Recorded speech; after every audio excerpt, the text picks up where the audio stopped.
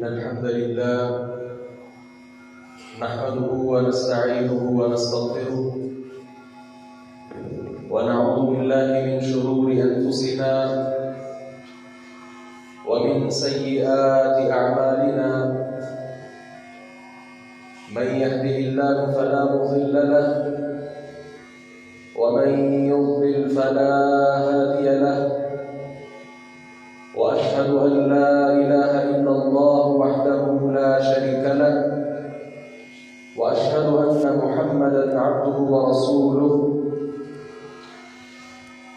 يا أيها الذين آمنوا اتقوا الله حق تقاته ولا تموتن إلا وأنتم مسلمون يا أيها الناس اتقوا ربكم الذي خلقكم من نفس واحدة وخلق منها زوجها وبث منهما رجالا كثيرا ونساء واتقوا الله الذي تساءلون به والأرحام إن الله كان عليكم رقيبا يا أيها الذين آمنوا اتقوا الله وقولوا قولا سديدا يصلح لكم أعمالكم ويغفر لكم ذنوبكم ومن يطع الله ورسوله فقد فاز فوزا عظيما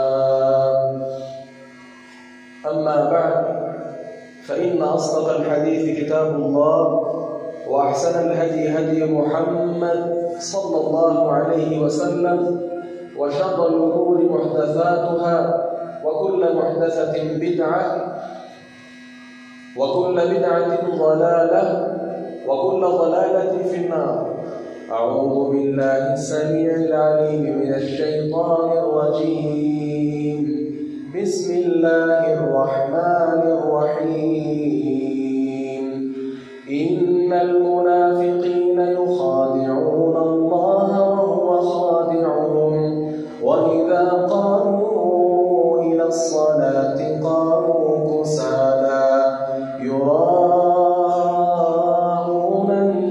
الناس ولا يذكرون الله إلا قليلا.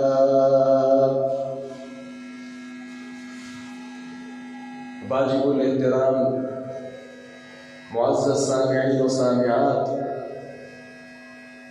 اللہ رب العزت نے سورۃ البقرہ میں ارشاد فرمایا ہے یقیناً منافق لوگ اہل اسلام کو دھوکہ دیتے ہیں، جب نماز کے لیے کھڑے ہوتے ہیں تو بہت ہی زیادہ سستی کی حالت میں اور تھکے ہوئے کھڑے ہوتے ہیں، لوگوں کو یہ شو کرواتے ہیں کہ یہ نماز پڑھ رہے ہیں، اللہ کو یاد کر رہے ہیں، حقیقت میں یہ نماز میں بہت تھوڑا ذکر کر پاتے ہیں۔ گزشتہ سے پیوستہ آج کا خطبہ جمعۃ المبارک بھی ایک معاشرتی برائی، اس کے نقصان، اسباب اور اس کے علاج پر مشتمل ہے۔ انسان میں سستی اور کاہلی یہ پیدا کیوں ہوتی ہے، اس کے اسباب کیا ہیں، دینی اور دنیاوی طور پر اس کے نقصانات کیا ہیں اور اس کا علاج کیا ہے، اللہ نے چاہا انشاءاللہ قرآن اور احادیث کی روشنی سے ہم اس بات کو سمجھنے کی کوشش کریں گے۔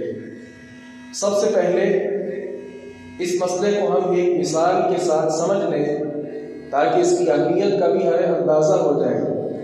آپ جانتے ہیں ہمارے ہاں اللہ رب العزت کی مخلوقات میں سے ایک درخت بھی اللہ کی مخلوق ہے۔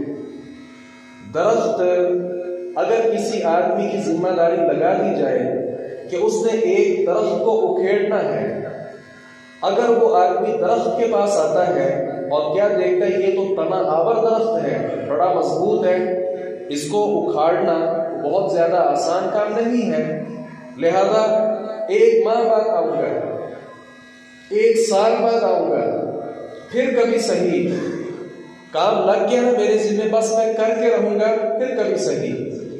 یہ جو اس نے سستی کا مظاہرہ کیا، اس بات کو اچھے سے ہم سمجھتے ہیں کہ انسان طاقت کی طرف نہیں، آہستہ آہستہ بڑھاپے اور کمزوری کی طرف جا رہا ہے۔ 1 سال گزرنے کے بعد وہ تنا آور درخت تو اپنی مزید مضبوطی پکڑ لے گا، کیونکہ جس قدر اس درخت کی عمر زیادہ ہوتی جائے گی، بڑھتی جائے گی، اس کی قوت اور مضبوطی بھی اتنی ہی سال بڑھتی چلی جائے گی۔ لیکن انسان کا ضعف اور اس کی جو کمزوری ہے وہ دن بدن بڑھتی جاتی ہے۔ آج کا کام اگر یہ آج کر لیتا ہے، ممکن ہے 5-7 دن تک، 1 ماہ 2 ماہ اس کو لگ جاتے اور اپنے کام میں وہ کامیاب ہو جاتا۔ سال بعد آئے گا، وہ بھی تھکا ماندہ، کمزوری کی طرف جا چکا، اور یہ درخت مزید تنا آور ہو چکا ہوگا۔ اس وقت پھر یہ محنت اس کے کسی کام نہیں آئے گی۔ اب یہاں سے یہ بات میں گوش گزار آپ کے جو کرنا چاہتا ہوں وہ یہ ہے، ہمارے ہاں کتنے ہی ایسے دینی معاملات ہیں اور دنیاوی معاملات ہیں کہ ہم کہتے ہیں کہ پھر کبھی صحیح، کل صحیح، 1 سال بعد صحیح، اگلے سال صحیح، اگلے ماہ صحیح، اس طرح کرتے کرتے ہماری زندگی ختم ہو جاتی ہے اور وہ معاملات اور کام ہم سمیٹ نہیں پاتے۔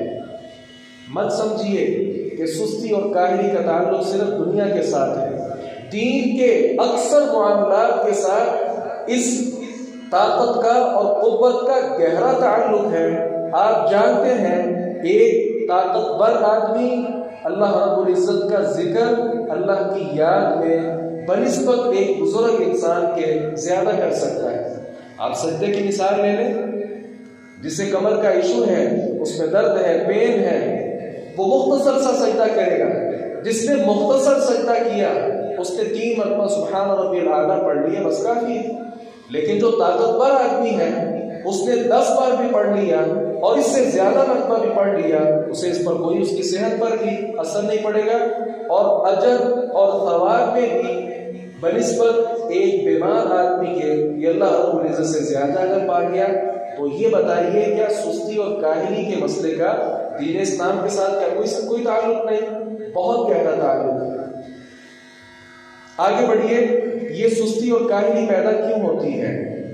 اس کا سب سے پہلا سبب اگر آپ محسوس نہ کریں تو میں حدیث مبارکہ کی روشنی میں بیان کر دیتا ہوں، کیونکہ یہ احادیث آگے بیان کرنا یہ ہمارا فرض ہے، اگر نہ کریں تو اللہ کے ہاں خائن ٹھہرتے ہیں۔ رسول اللہ صلی اللہ علیہ وسلم نے کیا فرمایا؟ سستی کا سب سے بڑا سبب کیا ہے؟ جو انسان رات سوتا ہے، شیطان آ کر اس کی گدی پر 3 گرے لگاتا ہے، اور ہر گرا لگاتے وقت وہ کیا کہتا ہے؟ علیک لیل طویل، لمبی رات ہے تیرے پاس، مزے کی نیند سویا رہ۔ یہ آدمی سویا رہتا ہے۔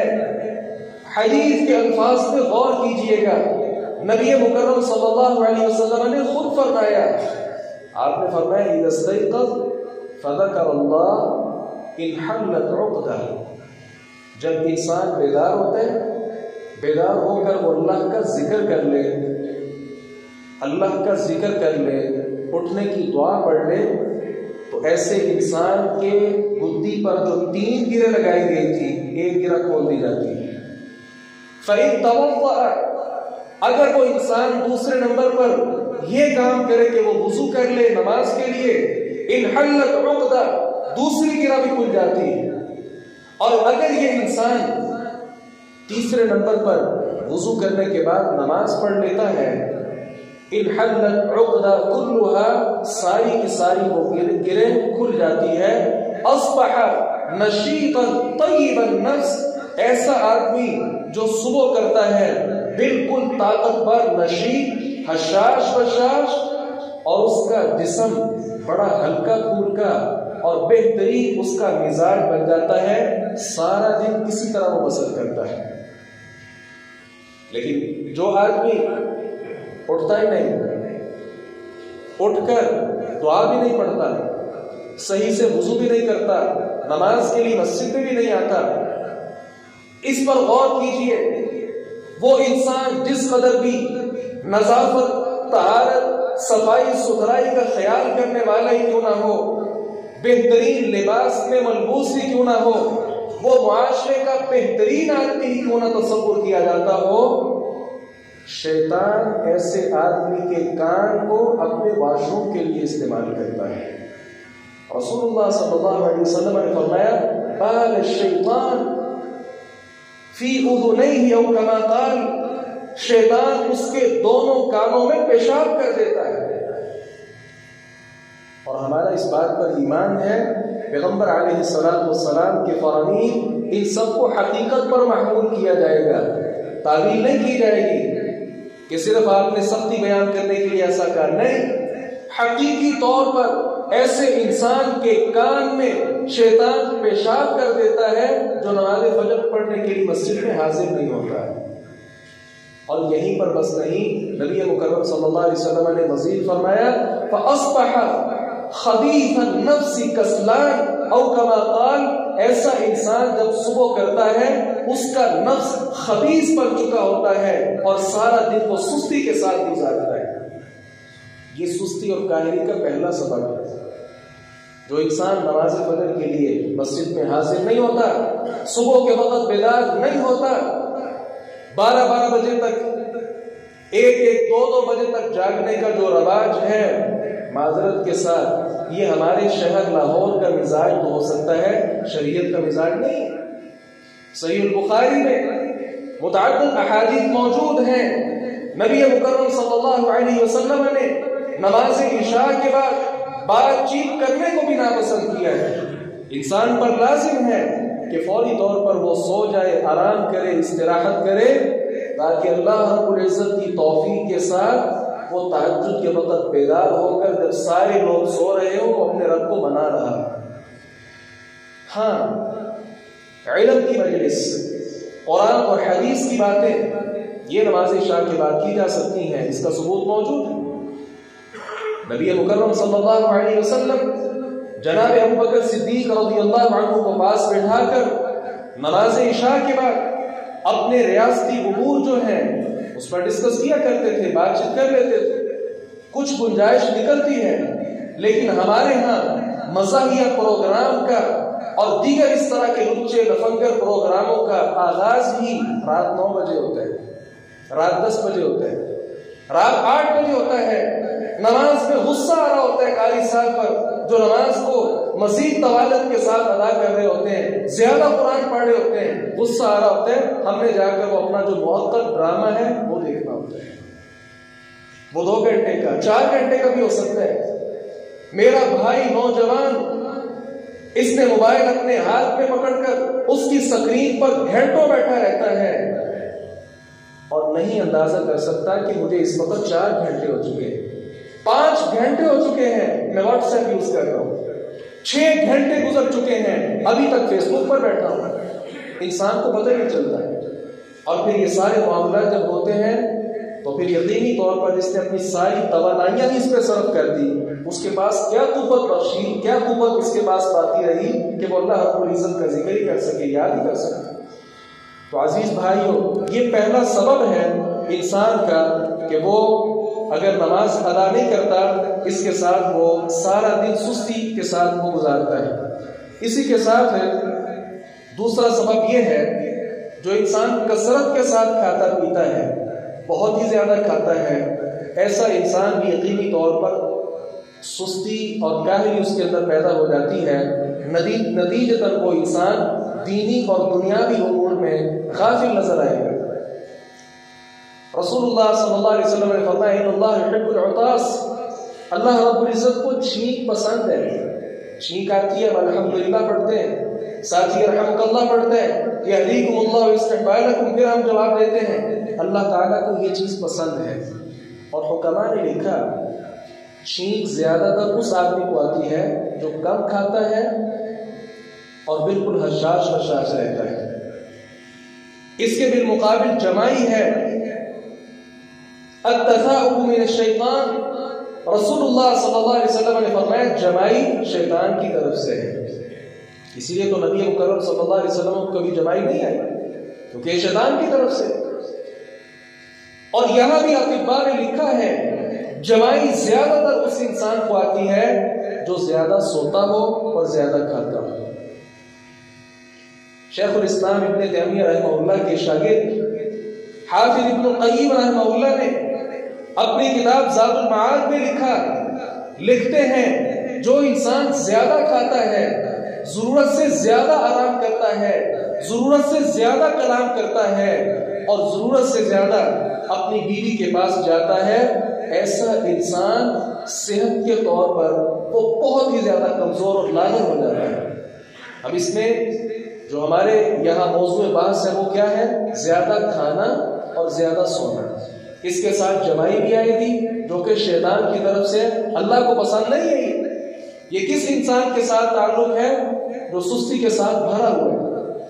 تو زیادہ کھانا اور زیادہ آرام کرنا، سونا، یہ معیوب چیزیں ہیں، انسان کی ضرورت تو ہے لیکن ان کا کثرت سے استعمال یہ مضر ہے۔ تیسرا سبب کیا ہے؟ ہم میں سے کتنے ہی انسان سستی کا مظاہرہ اس لیے کرتے ہیں ان کی امیدیں بڑی لمبی ہوتی ہیں۔ بھئی آپ کیا کہتے ہو؟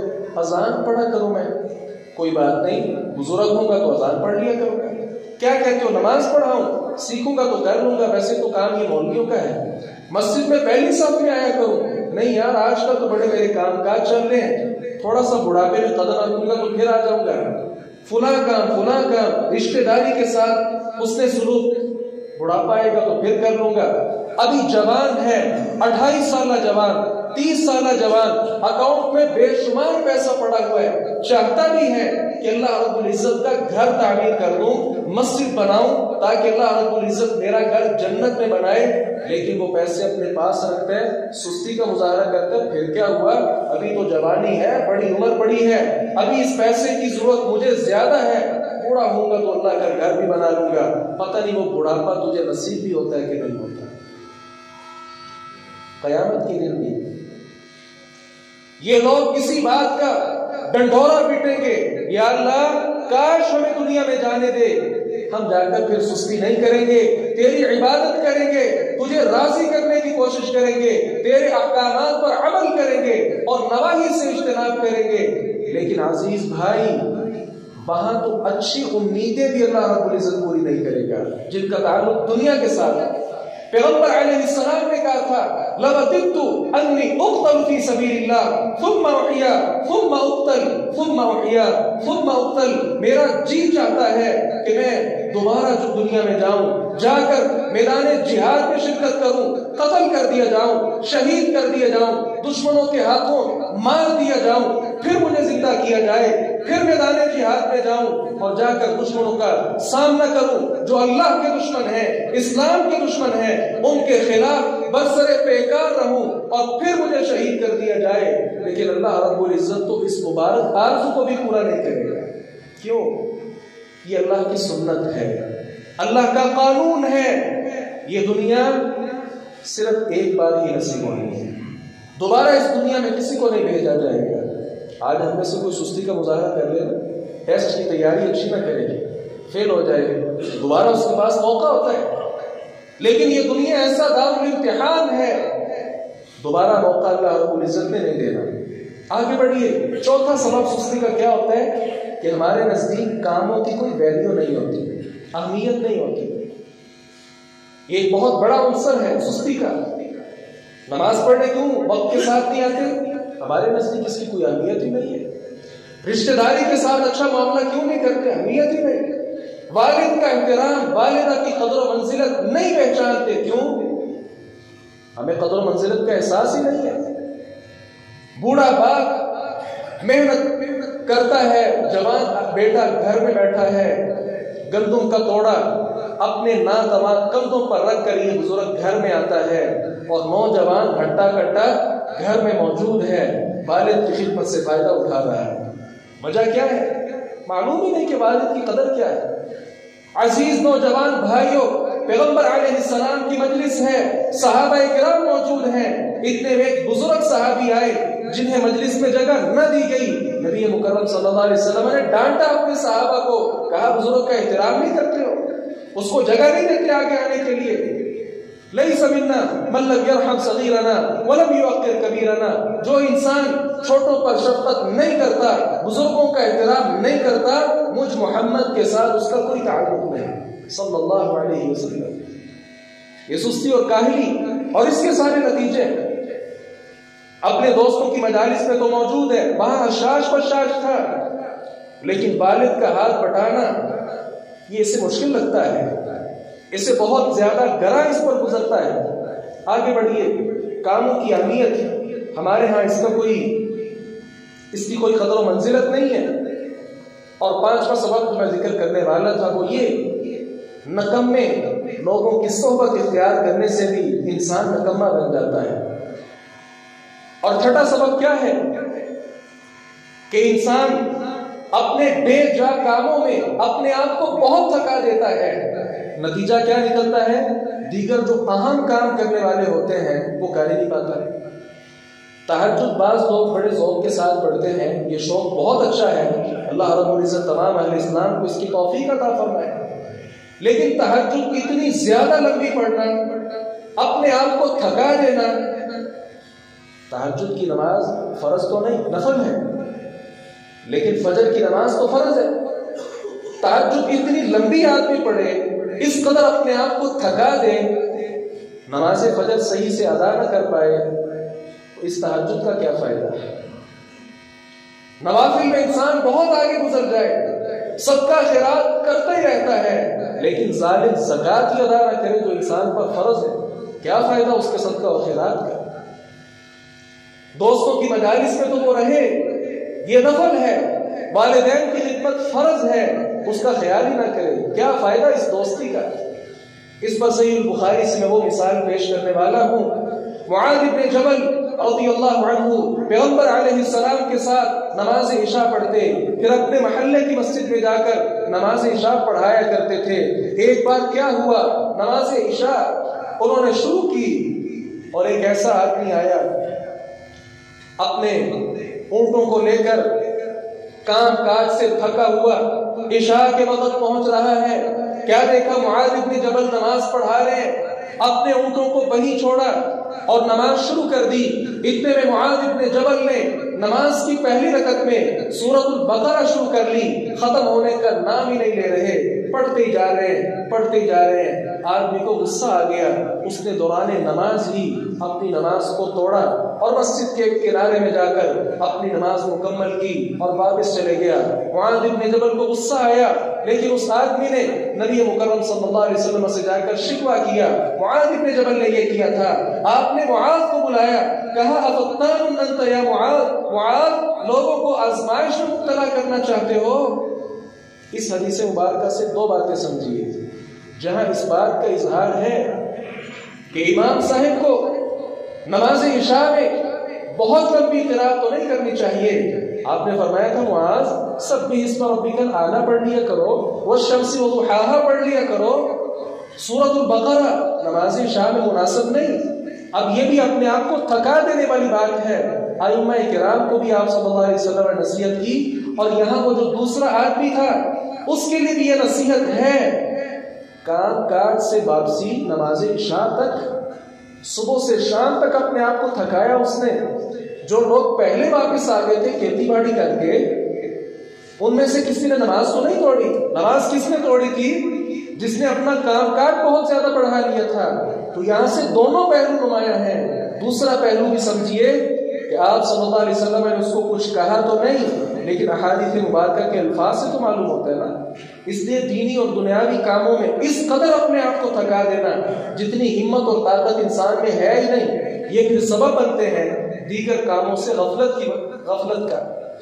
آگے بڑھیے، اسباب میں سے ایک سبب یہ بھی ہے کہ انسان صحت کے طور پر کمزور ہوتا ہے۔ صحت کے طور پر جو آدمی کمزور ہے وہ دینی معاملات میں بہت پیچھے رہ جائے گا۔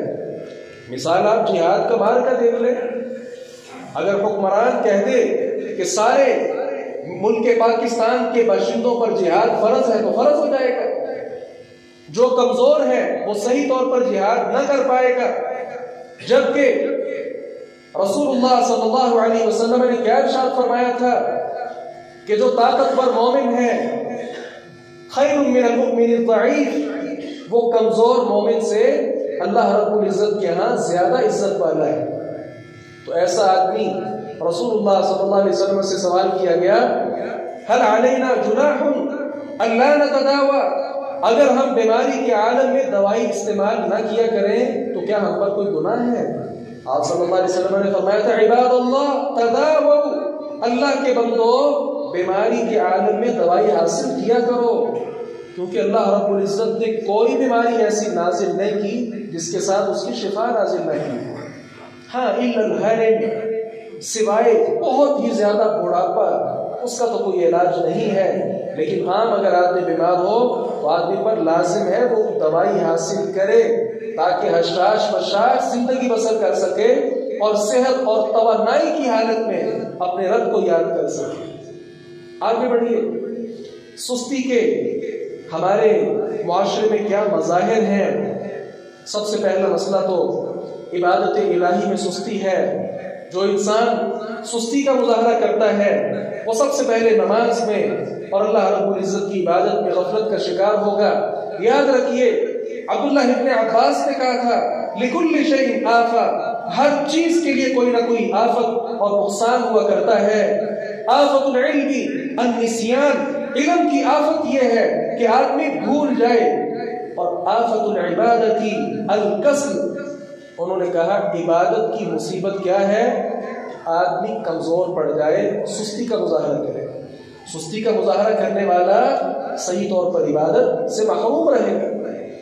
فویل للمصلین، ایسے نمازیوں کے لیے ویل ہے، ہلاکت ہے، تباہی اور بربادی ہے، جہنم میں ویل نامی مقام ہے۔ کون سے نمازی؟ ایک وہ لوگ ہیں جو نماز کے لیے حاضر نہیں ہوئے، ایک وہ لوگ ہیں نماز پڑھنے بھی آئے، ٹھٹرتی رات میں اپنے نرم گرم بستر کو بھی چھوڑا، اپنے بہترین حمام جیسے ماحول کو بھی انہوں نے چھوڑا، اور سخت سردی میں مسجد کی طرف چلتے ہیں، ٹھنڈے پانی سے وضو کیا، مسجد میں آئے، مسجد میں کوئی بظاہر گرم ہیٹر وغیرہ کے انتظامات بھی موجود نہیں، سارا کچھ برداشت کیا، لیکن پھر بھی جہنم کے ویل مقام میں ان کو داخل کیا جائے گا۔ آخر کیا وجہ ہے؟ الذین هم عن صلاتهم ساہون، نمازی وہ جو اپنی نمازوں سے غفلت برتے ہیں، سستی اور مظاہرہ، اس کا مظاہرہ کرتے ہیں، سستی کا شکار ہو جاتے ہیں۔ نماز آئے، امام کے پیچھے نماز شروع کر دی، نہیں پتا قیام کیا ہے، نہیں معلوم رکوع میں کیا پڑھنا، سجدے میں کیا کرنا، بس ٹکریں ماری۔ یہ ٹکروں کا لفظ میں نے استعمال کیا۔ نبی مکرم صلی اللہ علیہ وسلم نے فرمایا آدمی نماز کے لیے آتا ہے ينظر كنخرة الغراب، جس طرح کوا چونچے مارتا ہے اس طرح چونچے مارتا ہے، سجدے پہ سجدہ، ٹھا سجدہ، رکوع، کسی چیز کا بھی کوئی اس کو اعتراف نہیں ہے۔ اس طرح کی نماز اللہ رب العزت کے ہاں قبول نہیں ہوتی، بلکہ یہ لپیٹ کر آدمی پر دے مار دی جاتی ہے۔ کیا فائدہ ایسی نماز کا؟ نماز تو یہ ہے رسول اللہ صلی اللہ علیہ وسلم کی نماز۔ آپ جب نماز پڑھتے وفی صدرہ عزیز کا عزیز الرحا من المرجل، جس طرح ہنڈیا کے ابلنے کی آواز ہوتی ہے، آپ کے مبارک سینے سے ایسی آواز نکلا کرتی تھی۔ صحابہ اکرام کی نماز دیکھیے، تابعین کی دیکھیے، اتباع تابعین کی نماز دیکھیے۔ امام بخاری رحمہ اللہ کو لیں، نماز پڑھ رہے ہیں، 17 مقامات پر بھیڑ نے ڈنگ مارا، امام بخاری نے اپنی نماز نہیں چھوڑی، نماز میں کوئی حرکت نہیں کی، نماز کے بعد اپنے سیکرٹری سے کہا دیکھو کیا ہے۔ اس نے دیکھا 17 مقامات پر وہ بھیڑ نے ڈسا تھا، ڈنگ مارے ہوئے تھے، لیکن امام بخاری ہیں کہ اپنی نماز کو ترک نہیں کیا۔ موجودہ دور کے امام عبداللہ غزنوی رحمہ اللہ، غزنویہ کے ساتھ ان کا تعلق ہے، اور یہ آپ کے بر صغیر کا علاقہ ہے۔ کیا ہوا؟ بارش شروع ہوگی، نماز جاری ہے، نماز ختم کرنے کے بعد دیکھا تو کپڑے بھیگے ہوئے، اور کہنے لگے باران شد وعبداللہ را خبر نہ شد، کیا بارش ہو گئی؟ عبداللہ کو تو پتہ ہی نہیں چلا کہ بارش ہوئی ہے۔ عبداللہ ابن زبیر کو لیجئے، نماز جب پڑھتے، تابعین نے لکھا ہے نماز اتنی توجہ کے ساتھ پڑھتے، نماز میں کسی قسم کی حرکت نہ کرتے، دور سے دیکھنے والا سمجھتا شاید یہ کوئی تنا کھڑا ہوا ہے، یہ کوئی ستون ہے، یہ کوئی آدمی نہیں ہے، انسان نہیں ہے جس طرح ستون ہوتا ہے اپنی جگہ پر برقرار رہتا ہے، اسی طرح عبداللہ ابن زبیر رضی اللہ عنہ لمبا لمبا قیام کیا کرتے ہیں، ایسے دیکھنے والے کو پتہ نہیں چلتا کہ کوئی انسان ہی رکوع میں جائے گا بھی کہ نہیں۔ بے شمار واقعات یہاں بیان کیے جا سکتے ہیں، تو میں نے ذکر کیا نماز کا معاملہ ہی ہم لے لیں، کس قدر غفلت کا شکار ہے۔ اذان ہو جاتی ہے، ہماری مجلس چل رہی ہے، وہ مجلس اذان سے زیادہ اہمیت رکھتی ہے، اذان کا جواب بھی نہیں دیا، حالانکہ اذان کا جواب دینے کا رسول اللہ صلی اللہ علیہ وسلم نے حکم دیا تھا۔ اذان ہو گئی، باتیں جاری ہیں، نماز شروع ہو گئی، باتیں جاری ہیں، اپنی کروا لیں گے، پھر کیا ہوا، یہی پڑھ لیں گے، نماز ہی ہے نا، ساری زمین حلال ہے نماز کے لیے، کیا ہوا، مسجد میں جانا کون سا ضروری ہے، میری امام صاحب کے ساتھ نہیں بنتی، فلاں منتظم کے ساتھ نہیں بنتی، فلاں آدمی مجھے آنکھیں نکالتا ہے، مجھے کیا ضرورت مسجد میں جاؤں، مجھے گھر رہنا ہے، یہی نماز پڑھ لوں گا۔ یہ سارے بہانے انسان نماز کے بارے میں تراشتا ہے۔ یاد رکھیے اسلام کے ارکان کتنے ہیں؟ 5 ارکان ہیں۔ کلمہ آدمی نے گھر بیٹھے پڑھ لیا، ہمیں کیا پتا چلا؟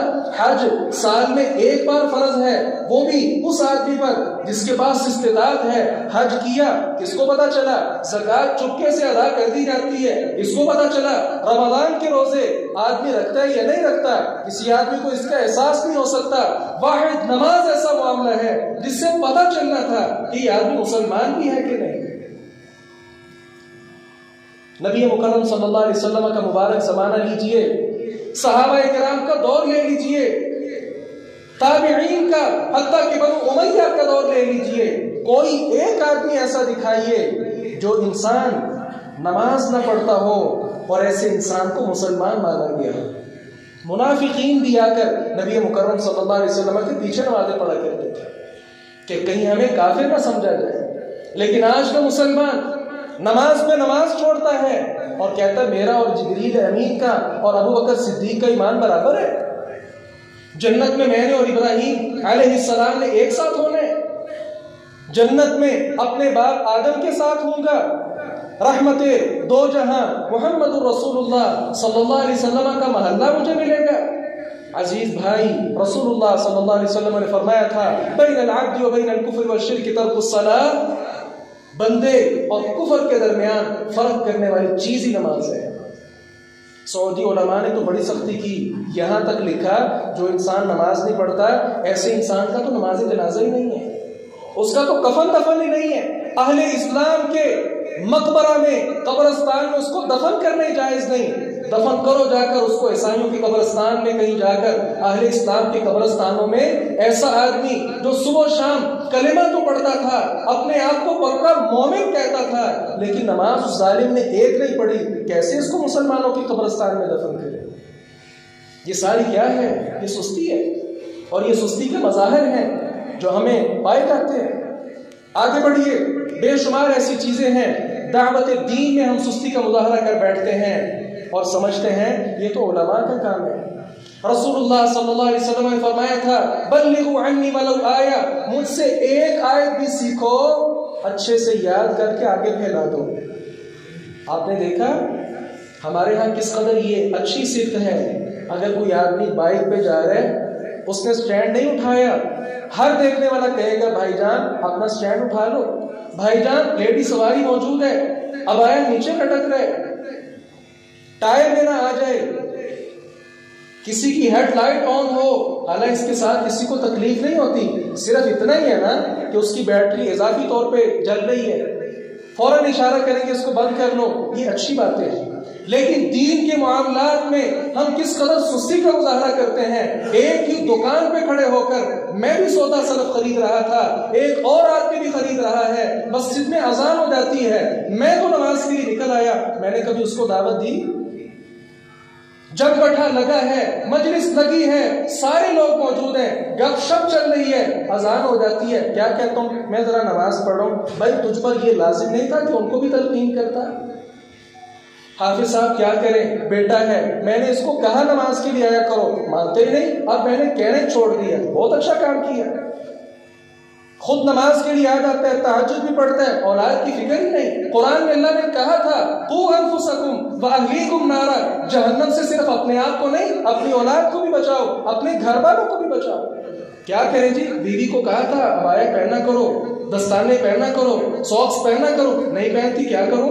ایک بار کہنا تھا بس میں نے اپنا فرض ادا کر دیا۔ کیا یہ دین اسلام ہے؟ کیا آپ صلی اللہ علیہ وسلم نے صرف ایک بار دین کی دعوت دی تھی؟ نہیں۔ اس کی مثال لیجئے، بسا اوقات ہم جب ٹوٹی بند کرتے ہیں پانی کے استعمال کے بعد، وہ صحیح سے بند نہ ہو، ایک ایک قطرہ گرتا رہتا ہے، نیچے سنگے مرمر لگا ہوا، پتھر لگا ہوا ہوتا ہے، اس پانی کے قطرے میں کیا طاقت ہوتی ہے؟ لیکن وہ چونکہ مسلسل ٹپکتا ہے، بالآخر وہ سنگے مرمر میں بھی سوراخ کر لیتا ہے۔ تو اگر آپ اور میں مل کر دعوت دین کا کام کریں، جہاں کوئی غلط کام دیکھیں، فوری طور پر انداز اچھا ہو، ہم اس کو روکیں ٹوکیں، بالآخر وہ آدمی آپ کی بات کو قبول کر لے گا۔ دعوت دین میں سستی یہ بہت زیادہ عجیب چیز ہے۔ اسی طرح علم کی تحصیل میں ہمارے ہاں کس قدر غفلت ہے۔ طلب العلم فریضۃ علی کل مسلم و مسلمہ، پرائمری اسکولوں کے باہر لکھا ہوا، میٹرک کرنے والے جو لوگ ہیں اپنی ایڈ دیتے وقت طلب العلم فریضۃ علی کل مسلم، کیا میٹرک کرنا ہر مسلمان پر فرض ہے؟ کیا پرائمری پاس ہونا ہر مسلمان پر فرض ہے؟ اس علم کا یہ مطلب نہیں ہے۔ اس علم کا مطلب قرآن اور سنت کا علم ہے، یہ حاصل کرنا ہر مسلمان پر فرض ہے۔ میں یہ نہیں کہتا ہوں میٹرک کرنا منع ہے، B A B S A اور اسی طرح ایم فل اور پی ایچ ڈی اور یہ دیگر سارے پروگرام منع ہے، میں یہ نہیں کہتا ہوں۔ ایک لمحہ فکریہ دینا چاہتا ہوں۔ ہم نے انگریزی کی تعلیم حاصل کی، کیوں؟ کیا ادھر انگریزی بولی جاتی ہے؟ صرف اس لیے کہ ہم جو انگریز لوگ ہیں ان پر دعوت پہنچائیں گے، قرآن اور سنت کے فرامین کا اظہار کریں گے ان کے ساتھ۔ مجھے بتائیں کتنے لوگ ہیں جو یہاں انگریزی کا علم حاصل کرتے ہیں اور جا کر ان کو دعوت دیتے ہیں، یا ان کی رنگ رنگیلیوں میں خود بھی مگن ہو جاتے ہیں؟ یہ کس قدر معیوب کام ہے۔ انگریزی زبان تو میرے پاکستان کے ہر باشندے کو آتی ہے، لیکن عربی قرآن کریم کا ترجمہ نہیں کر پاتا ہے۔ یہ دعوت دین میں کس قدر سستی ہے اور علم کی تحصیل میں کس قدر سستی ہے۔ جی انگریزی بھی تو حاصل کرنی چاہیے نا۔ اردو ٹھیک سے آتی نہیں، پنجابی ٹھیک سے نہیں آتی۔ یہاں پنجاب ہے، پنجابی بولنے والے لوگ اردو خان لوگ ہیں، ان کو دعوت دین تو دینی نہیں، پہنچانی نہیں، ادھر جا کر ان کو دینی کون دیتا ہے؟ کوئی نہیں دیتا ہے۔ بے شمار لوگ انگریزی سے واقف ہیں، کیا فائدہ اس کا؟ الٹا اپنے باپ پر اپنا یہ علمی روب جھانستے ہیں۔ ایپل لا دو، بوڑھے باپ کو نہیں پتا ایپل کس کو کہتے ہیں، پھر ٹھٹھا کرتے ہیں، مذاق کرتے ہیں۔ کیا یہ تعلیم یہ دیتی ہے اپنے بوڑھے والدین کا اس طرح مذاق کیا جائے؟ کچھ الفاظ سیکھ کر، غالباً یہی وجہ ہے امام محمد بن صالح العثیمین نے اپنی کتاب الشرح الممتع میں ایک بڑی زبردست بات لکھی۔ کہا عمر ابن خطاب کے دور میں اگر عربی زبان کے علاوہ اگر کوئی اور زبان سیکھتا تھا ڈنڈے مارتے تھے اس کو۔ کیوں؟ عربی چھوڑ کر جس زبان میں قرآن اور سنت کی تعلیم ہے، دیگر زبان سیکھنا شروع کر دو گے تو قرآن کیسے سمجھو گے؟ صحابہ کرام کے دور میں عربی کے علاوہ دیگر زبانیں تھیں، عبرانی زبان کثرت سے بولی جاتی تھی، حالانکہ اس وقت عبرانی کی ضرورت آج انگریزی سے کہیں بڑھ کر تھی۔ تورات عبرانی میں تھی اور دیگر کئی کتابیں عبرانی میں موجود تھیں۔ رسول اللہ صلی اللہ علیہ وسلم نے صرف ایک صحابی کو کہا تھا عبرانی سیکھو، مجھے خطوط بھیجنے ہوتے ہیں۔ ایک صحابی رسول نے 14-15 دن لگا کر وہ ساری زبان سیکھی اور اس پر مکمل عبور حاصل کیا، اور نبی مکرم صلی اللہ علیہ وسلم کو ملنے والے خطوط ان کا ترجمہ کیا کرتے تھے، اور پھر آپ صلی اللہ علیہ وسلم کی طرف سے پیغام بھیجا کرتے۔ لاکھوں کی تعداد میں صحابہ، صرف ایک صحابی نے عبرانی زبان سیکھی ہے، اور آج سارے انگریزی کے پیچھے مگن، اور آتی پھر کسی کو نہیں۔ انا للہ و انا الیہ راجعون۔ یہ بے شمار چیزیں ہیں جو سستیاں اور کاہلیاں ہیں ہماری یہاں۔ دین اسلام میں مرتے وقت کسی کو کلمہ نصیب نہیں ہوتا، مرتے وقت اپنی اولاد میں سے ایسا کوئی بیٹا نہیں چھوڑا جو کھڑا ہو کر اپنے والد کے لیے اللہ تعالیٰ سے مغفرت کی دعائیں کر سکے۔ یہ سستی نہیں تو اور کیا ہے؟ مولویوں کا کام ہے. کس نے کہا مولویوں کا کام ہے؟ یہ سارے کام ہم ہر ایک کو آنے چاہیے. صحابہ کرام رضوان اللہ علیہم اجمعین میں وہ معاذ ابن جبل کا وہ واقعہ ہم نے نہیں پڑھا. حکیم ابن معاویہ رضی اللہ عنہ معاذ ابن جبل کی مجلس میں حاضر ہوتے اور دین کا علم حاصل کیا کرتے. کسی نے کہا حکیم بن معاویہ معاذ ابن جبل چھوٹا سا بچہ ہے، آپ اس کے پاس دین سیکھنے جاتے ہیں؟ انہوں نے آگے سے کیا کہا تھا؟ یہ تمہاری اکڑ نے اور تکبر نے ہی دین اسلام سے تم کو دور کر دیا. کیا ہوا؟ اگر میرے بال سفید ہیں، یہ نوجوان سیاہ بالوں والا ہے، کم از کم اس کے پاس علم تو موجود ہے، مجھے حاصل کرنے دو. یہ عزیز بھائیوں، یہ سستی اور کاہلی دین کے معاملے میں بہت زیادہ اور اسی طرح دنیاوی معاملات میں بھی بہت زیادہ نقصان دہ ہے. انسان کو چاہیے یہ چند ایام ہیں، چند سال ہیں، چند ماہ ہیں انسان کے پاس، ان کو غنیمت جانے اور ان سے کما حق کا وہ فائدہ حاصل کرے. اللہ تعالیٰ سے دعا ہے باری تعالیٰ حق بات کو سمجھنے اور اس پر عمل پیرا ہونے کی توفیق عطا فرمائے. إن الحمد لله نحمده ونستعينه ونستغفره ونعوذ بالله من شرور أنفسنا ومن سيئات أعمالنا من يهده الله فلا مضل له ومن يضلل فلا هادي له وأشهد أن لا إله إلا الله وحده لا شريك له وأشهد أن محمدا عبده ورسوله. أما بعد، فقال رسول الله صلى الله عليه وسلم نعمتان مغبون فيهما كثير من الناس الصحة والفراغ. دو نعمتیں ایسی ہیں انسان اس میں بہت غفلت برتے ہیں. ایک صحت مندی ہے اور دوسری فراغت ہے. صحت کی حالت میں اور فراغت کی حالت میں اگر انسان اپنے رب کی معرفت حاصل کر لے، کس قدر یہ بلند ہمت والا کام ہے. اور وہی انسان اگر سستی اور کاہلی کا مظاہرہ کرتے ہوئے اپنی صحت کو بھی برباد کر دے اور اپنے فارغ اوقات کو بھی برباد کر لے تو اس انسان سے بڑھ کر بدقسمت کون ہو سکتا ہے. آخری بات یہ ہے، سستی اور کاہلی یہ ایسا زہر ہے. رسول اللہ صلی اللہ علیہ وسلم نے اس سے پناہ مانگی تھی. یا اللہ سستی اور کاہلی سے، اللہم انی اعوذ بک من العجز والکسل، یا اللہ عاجزی سے اور سستی سے میں تیری پناہ میں آتا ہوں.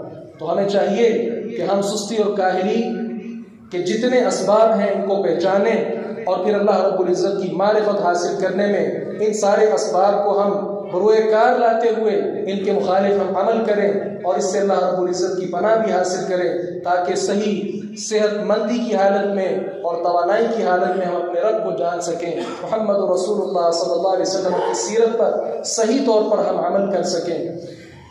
بعض احباب نے بیماروں کی صحت یابی کی دعا کی درخواست کی ہے. دعا فرمائیں جتنے اہل اسلام بیمار ہیں اللہ تعالیٰ تمام بیماروں کو صحت کاملہ عاجلہ نصیب فرمائے، پریشانوں کی پریشانیاں اللہ تعالیٰ دور فرمائے، ہمیں زندہ رکھے تو اسلام پر، موت دے شہادت کی. ربنا ظلمنا انفسنا وان لم تغفر لنا وترحمنا لنكونن من الخاسرين. سبحان ربك رب العزة عما يصفون وسلام على المرسلين والحمد لله.